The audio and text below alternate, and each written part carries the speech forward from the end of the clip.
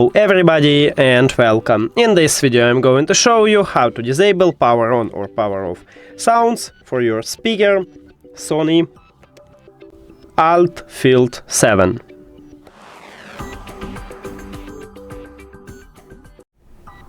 You have to start by open Sony Music Center application, and if you add your speaker to this application you will see this menu.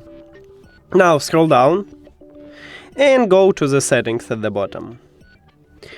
Then go to power option, and right here in the first line we have power on or off sound.